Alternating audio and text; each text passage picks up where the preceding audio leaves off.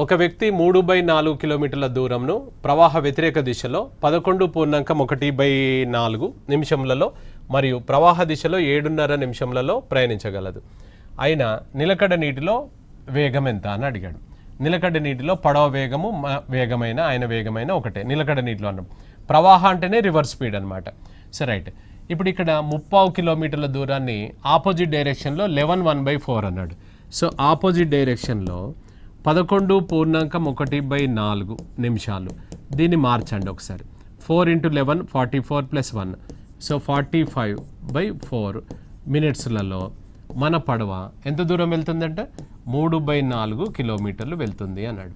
So next గంట అంటే 60 నిమిషాలలో ఎంత వెళ్తుంది? ఇంతకుముందు చేయలేదా? సేమ్ అదే మాదిరిగా చేస్తే 60 × 3/4 ఇది ఇటువైపు వస్తే రివర్స్ వేస్తాం అన్నమాట. సో 4/45.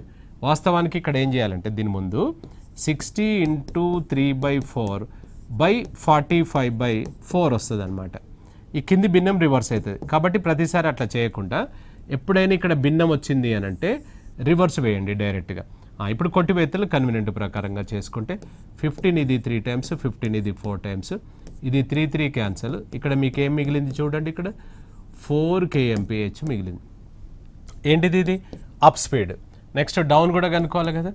డౌన్ స్పీడ్ ఎంత సమయంలో? 7.5 నిమిషాలు. 7.5 నిమిషాలు అనగా 15/2 కదా. 15/3 నిమిషాలలో మన పడవ 30 కిలోమీటర్లు వెళ్ళింది. 3/4 అనమాట. సో గంట అనగా 60 నిమిషాలలో ఎంత వెళ్తుంది? సో క్రాస్ 60 × 3/4 ఇక్కడ భిన్నం వస్తే రివర్స్ అని చెప్పుకున్నాం కదా. 2/15 అనమాట. 15 ఇది 4 టైమ్స్, 4 క్యాన్సిల్.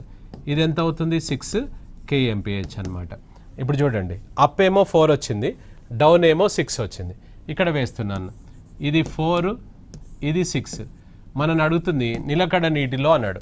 నిలకడ నీటిలో అన్నాడు అంటే సెంటర్ అనమాట. ఎగ్జాక్ట్లీ 4, 6 సెంటర్ ఎవరు సార్? ఇక్కడ 5 kmph అని చెప్పుకోవచ్చు కదా. 5 kmph ఇస్తే ఆన్సర్ అవుతుంది అనమాట.